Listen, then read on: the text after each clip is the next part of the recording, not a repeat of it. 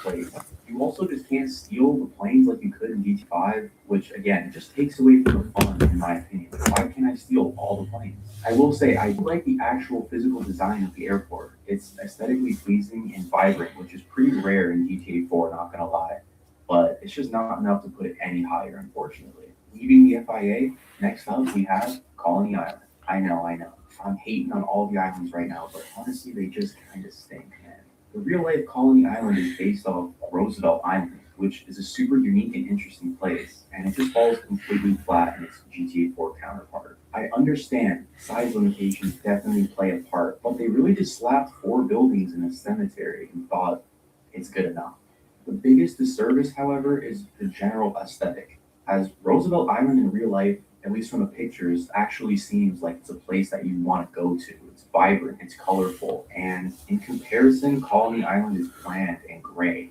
It's the opposite. It's a place you don't want to go to. The sky car is a cool feature, though I will give it that. It's a nice touch by Rockstar and definitely adds some personality to the island. However, it's still just not enough to put it any higher on our list. We make our way north for our next spot, East Bohan, which also comprises of Northern Gardens, Industrial, and Little Bay. I know, this is a controversial take as obviously represents the Bronx, but realistically, everything cool in Bohan is on the west end, leaving the east side just a bit underwhelming. Apart from weapon spawns, flying rats, and obviously the Clarion, there just really isn't anything to do here. It does feel like the little brother of West Beaumont. I also know that for some reason a big appeal for specifically like the Northern Gardens are its nice views of the water, the waterfront in general, but it's pretty much like every other shoreline in the game, and there's a lot of shoreline obviously because there's islands. So I just really don't get that appeal. Honestly, it's not that unique in my opinion.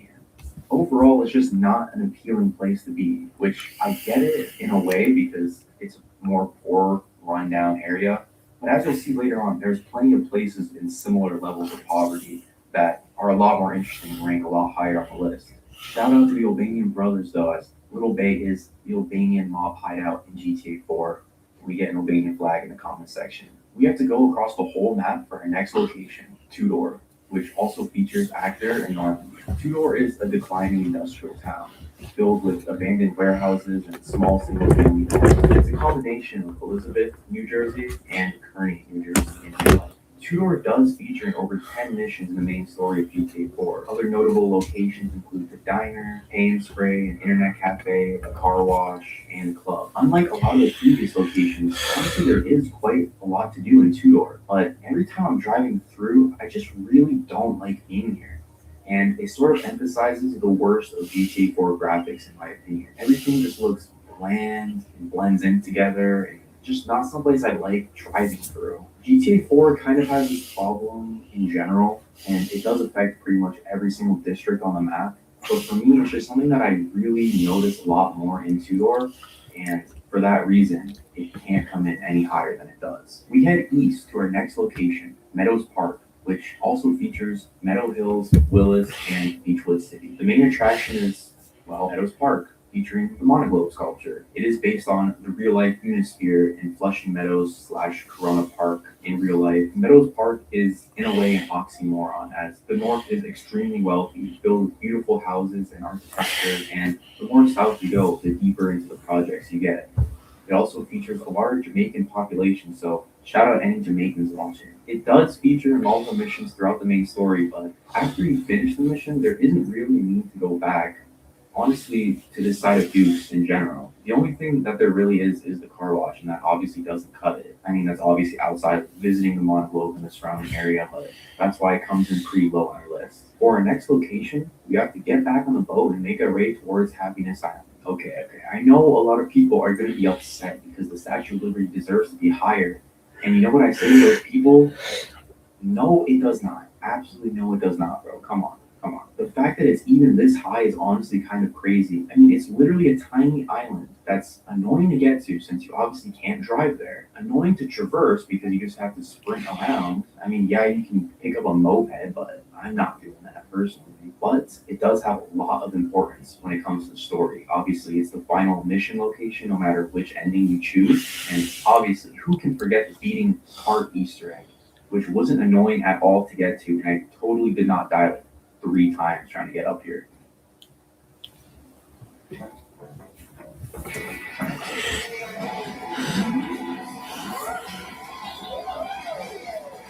Union of Fruity State Gummy and Candy Crunchy Nerds. Nerds Gummy Yuck. Crackers. Unleash your senses. There are a lot of things you can't reverse. Gray hair used to be one of them. Just for Men Gray Reverse. Get your color back. TaxAct is a gig worker's best friend. You might think their spouse or I'm going dog to is bed their best soon. friend, but when's the last time your dog optimized your itemized tax deductions? TaxAct. Let's get them over with. When the sawdust settles and you get your wars, the thing you care about is a job well done. But when you get your tools from Harbor Freight, simple. Meeting up, you bring your A game. Friday nights, you bring your A game. Bring your A game to sexual wellness, along with practicing safe. I should do some what I'm gonna do. Prescription medicine used to. I wish you could actually do it. Yeah, at least once in my life.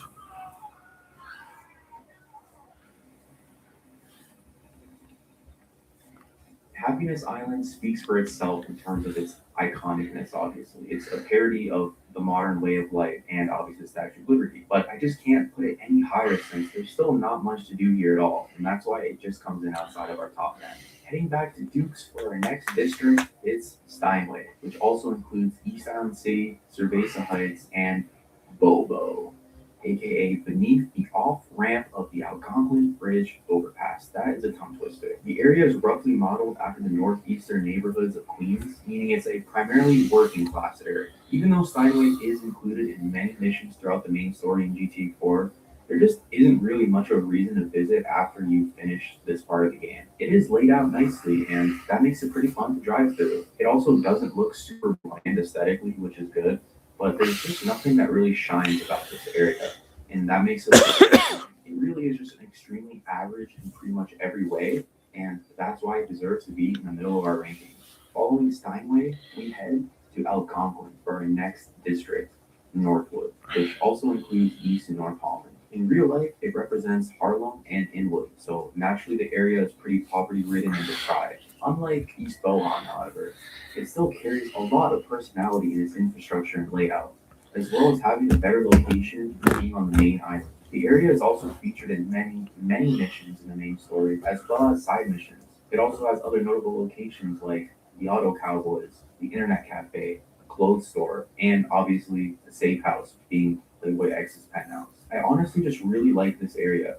There's plenty to do even after finishing the game. I still find myself driving through pretty often. It's just a fun place to drive around, and that's why it comes in as high as it does. We make our way slightly south for our next location, Middle Park, which I'm also including Lancaster and Varsity Heights. Obviously, Middle Park is Rockstar's rendition of Central Park, and they did a pretty solid job for the size limitations. Even though Middle Park itself doesn't physically take up that much space on the map, it was designed in a way that makes it feel like it's bigger than what it actually is. And obviously, Middle Park looks extremely nice. It's a fun place to be in, drive around in, and explore. The area surrounding the park itself is extremely wealthy and affluent, being filled with high-rise commercial and residential buildings. With that being said, though, the actual park itself is technically the neighborhood with the highest crime rate in the entire map and becomes a genuinely dangerous area at night. Obviously, there's many iconic missions that take place in Middle Park, including Museum Peaks and Meltdown. Due to its central location, it's a place that you're constantly passing through and interacting with, as well as hosting the Middle Park East Safe House, which you unlock after completed hostile negotiation. With all that in mind, it's why Middle Park comes in as high as it does. Moving northeast to our next location, it's West Bohan, which includes Fordside, Boulevard, and Chase Point. Representing the south side of the Bronx, it features a lot of diversity among its residents, as well as including suburban, commercial, and industrial areas, all within close proximity. South Bohan specifically is maybe the most poverty-stricken area in the whole of GTA 4, but it also serves a lot of nostalgia, obviously, due to Nico's Bohan apartment. You spend time here in the early half of the game and you meet a lot of interesting characters, as well as obviously complete a lot of missions. And maybe that's why I'm so fond of it, even though aesthetically it might not be the most interesting to look at. It obviously also features the garage and Chase Point, where two fun missions take place. I give it props for that. Even though there is a lot to like about West Bohan, there still is a general lack of things to do once you move on from that chapter in the game. And it isn't really a place I find myself going to that often. It's kind of out of the way. That is, unless I'm loading into the game and spawning the safe house here. And that's why it comes in at number 8. Following West Bohan, we make our way to the complete opposite side of the map, Actor Industrial Park, which also includes the Alderney State Correctional Facility. That might come as a shock to some people. Why would an industrial park filled with oil refineries and literally nothing to do whatsoever come in so highly on the list? Well, one, I just like it, obviously. That's the point. There's my opinion. But two, it's just so visually unique. And I don't mean that in a bad way. This ranking is honestly due to just the raw aesthetics of this place. It looks so gnarly and alien in a way, especially compared to the rest of the map. There's not a place like this at all. Due to its obviously location on the map being at the very bottom of Alderney and only accessible by bridge, it's not a place that you end up going to a lot outside of the main story. So every time you do come back and revisit it, it just feels so weird, but like not in a bad way. I don't even know how to describe it, man. You just drive around here for like 15 minutes, you'll know exactly what I mean. It's extremely unique, and again, it's unlike any other area of the map. On top of this, you can also go to the correctional facility, I guess, because like you can with Nico. Don't know if you really want to, but you can. And for that reason, that's why it comes in as high as it does. Heading north from Ackland, north from Alderney City, we have our next location, Westdyke, which also includes Leftwood. Westdyke is basically an upper-class suburbia featuring a lot of really nice single-family homes and fancy shopping boutiques. It's also famously featured in one of the most frustrating missions in GTA 4, Out of Commission, where you have to chase down Pegorino. This mission is so bad. I hate this mission so. It does feel very secluded in comparison to the rest of the map. I mean, it is at the very north of Alderney, so that makes sense. But because of that, it's just not a place that I end up going to often at all. So when I do end up going here, it seemingly has more appeal than other locations that I'm constantly driving through. To be fair, though, it is included in plenty of missions, especially in Mom, can I have and it does sex? also See? feature a cadence. I want to have sexy ideas, Mom. I want to shoot myself in the head off. What the hell? And that's why it breaks I love you guys. the top 5. Just beating out Westdyke, we have downtown Algonquin, which is comprised of, wait for it, Castle Garden City, Suffolk, Little Italy, Lower Easton, Fish Market North, City Hall, Chinatown, Fish Market South, and the Exchange, and Castle Gardens. Whew. Most of these areas are extremely tiny and literally only take up a block or two, but they're all worth mentioning as they all come together to form downtown Algonquin. By my count, 16 missions take place here, so it's fair to say that it's a place you're constantly revisiting. Downtown Algonquin serves as the financial and commercial district of Algonquin. It's filled with skyscrapers and high-rises, but also contains gardens and even a helicopter ride by the docks, even though it sucks. There is also a clothing store and a gun store, but apart from that, it's kind of barren. I mean, maybe that's kind of the point, as it is representing the real world, like downtown Manhattan, which is filled with finance bros and other office workers. But for those reasons, that's why it doesn't come in any higher. Just sneaking into our top 3, it's Downtown Broker, which includes Rotterdam Hill, East Hook, Outlook, South Slopes, and Scholler. This area is based off downtown Brooklyn, and therefore it's an extremely bustling area of the map, filled with pedestrians, businesses, and housing. The area is primarily lower to middle class. However, it is in the process of gentrification where the industrial zones, specifically of East Hook, are in the process of being converted for residential and commercial use. The area is featured in over 10 main story missions, primarily in the early chapters of the story. For this reason, it's remembered extremely fondly by most players. It also features an internet cafe, a gun store, a car wash, a pay and spray, as well as pool. Downtown Broker is filled with things to do, and as well as being generally pleasant aesthetically. I mean, it looks pretty solid, and that combined is why it comes in our top 3. Just beating out Downtown Broker, we have Firefly, which also contains Hove Beach and Beachgate. Firefly is absolutely jam-packed with content, and it is included in well over 20 missions in the main story. It features a clothing store, a diner, pay and spray, the cabaret club, as well as board. It also features the Broker Safe House, as well as Roman's apartment and the cab company before they were destroyed by Fire Officer. It also features the amusement park and the pier at Firefly Beach. To the east, you'll find the gated community of Beachgate, which looks amazing and is home to many, many nice cars for you to steal. As you travel up, you get to the Firefly Project, which is a rundown working class neighborhood based off Coney Island. It has a lot of charm to it and remains a very interesting and fun place to drive around. Aesthetically, Firefly feels like a completely different area due to its like beach town vibe that it has going on, which is why I always visit this area. Couple that with the sheer amount of things to do, it's clear to see why it deserves to be in our #2 spot. And finally, the best district in GTA 4, I have to give it up to Uptown Algonquin, which is comprised of Purgatory, Star Junction, Patton Gardens, Lancet, Westminster, the Meat Quarter, the Triangle, Easton, and President City. The area represents Times Square and the surrounding neighborhoods in its real-life counterpart. Notable locations include the Car Wash, Pay and Spray, Cluck and Bell, the Comedy Club, and bowling, as well as other side missions like dancing. By my count, there's only 9 main story missions to do here, but it more than makes up for that in its aesthetics. Since it's obviously based on Times Square, the area is filled with towering high-rises, bright lights, and neon signs that you just can't help but stare at while you're driving by. Capitalism. A lot of people, including myself, will say that one of GTA 4's worst aspects are how bland and gray everything is.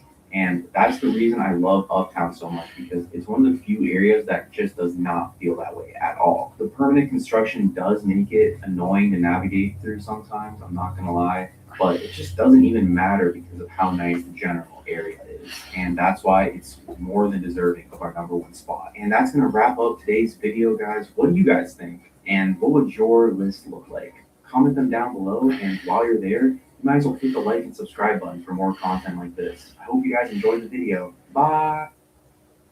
Tall hiking bears, snakes, bears, pollen.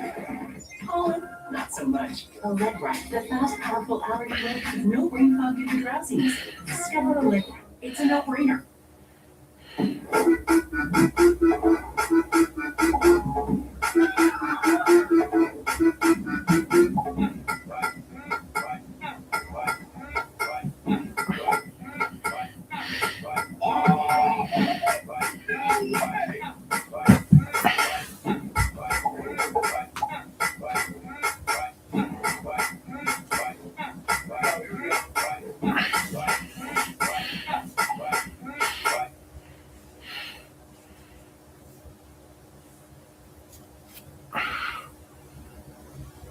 With GTA 6 being around the corner, well, kind of, there's no better time to revisit GTA 5 and rank every district in Los Santos. In order to avoid redundancy and not make this video 2 hours long, I've combined similar districts together, going from 40 to 12. Now, that might seem like I'm undercutting it, but considering the Maze Bank Arena is classified as its own neighborhood, it really just makes things a lot more clear. And without further ado, let's hop into last place. Coming in last place, we have La Puerta. I hope I said that right. In Spanish, La Puerta means the door or the gate, which is pretty fitting because this is nothing more than just a connection between areas. I mean, most of it is just highways, roads.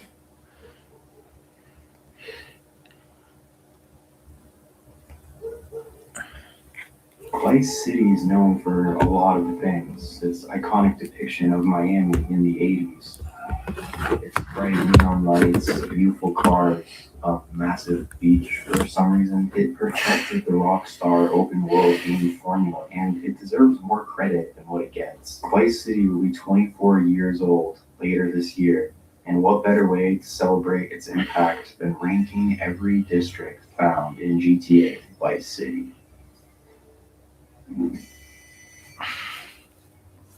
Vice Port functions primarily as the main industrial port of Vice City. The area is mostly home to large-scale commercial and industrial operations like the boatyard, the military warehouse, the Port Authority, and several private shipping companies. Most of the landscape is filled with cargo containers, cranes, warehouses, and even docked freighters belonging to the chartered Limousine lines. Due to this, most people only travel to Vice Port for work, meaning the traffic is usually filled with more practical vehicles. Despite this, though, it does offer a few functional locations like a pay and spray. In the northern section of Vice Point, you can see a shift in the environment, going from commercial dockyards to a more residential area lined with apartment buildings and local storefronts, as well as this random open area behind here, which is strange to say the least. Visually, Vice Port is bland and gray. featuring muted colors and boring industrial buildings. Now, this of course is intentional. It's meant to recreate real-life docks, which are bland and gray and strictly practical. However, this still does take away from the overall area, making it not a place I enjoy driving through. Viceport is quite unremarkable and plain, which again is fine because it serves its purpose. However, it ends up being quite an underwhelming location. Leaf Links is a golf course and country club located just west of Vice Point. When exploring the area, it's not uncommon to come across golfers driving around in caddies, along with security guards patrolling the area, selling you the illusion of an exclusive club. If you actually want to enter Leaf Links, players are required to go through this metal detector that strips you of all your weapons. That is unless you either pull up a tall vehicle to climb over the fence, or just jump over it like you can in Vice City Stories for some reason. That being said though, I can't help but find Leaf Links to be pretty boring. Don't kill me for this, but I think golf is boring, and having a boring game be put into a video game makes for a boring spot. That's not even talking about the fact that you can't actually even play golf in the first place, so it's literally just an empty wasteland. Apart from trying to push NPC caddies in the ocean, that is pretty fun. I will give it points from an aesthetic standpoint, as the greenery, the layout, and the overall posh feeling that you get from Leaf Links is nice, but not enough to justify all of its flaws. Little Havana is home to a predominantly Cuban population, which is made up of Cuban exiles that fled here during Cold War tensions. It's relatively small but fairly dense, with a mix of low-end housing, local businesses, and colorful storefronts. Even though Little Havana is clearly underdeveloped, it helps it stand out a little bit more in my opinion. What I really like about Little Havana is that it represents an underlooked part of Vice City. It's a lived-in neighborhood with its own identity.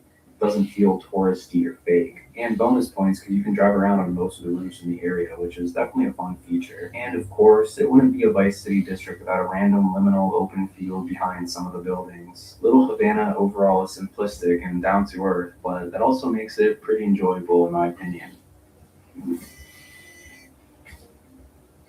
Prawn Island is a small island located in the northern part of Vice City and features a mix of both residential and commercial areas. On the south side of the city, you can find the Interglobal Film Studios, which you can purchase for business and explore. There's also a few other random unnamed businesses, even though most appear to be pretty rundown. On the north side, you can find 3 large dilapidated mansions that are heavily covered in graffiti. During the events of the story, the island is under control of the Street Wannabes gang, and Tommy has to take it over. And Prawn Island does serve at least some importance in the main story. Even though Prawn Island is extremely small, it still manages to feel somewhat realistic, which is something that I have to praise Rockstar for. The layout was very smartly done. With the size limitations, it makes it have a real sense of purpose. Considering we've seen Rockstar do much less with much bigger locations, I think Prawn Island is pretty nice. Washington Beach is an extremely small district located in between Vice Point and Ocean Beach. The main feature is the Washington Beach Strip, which is lined with bright neon signs and cool buildings, even though the strip itself is only about 2 blocks long. Sometimes I question why Washington Beach is its own district.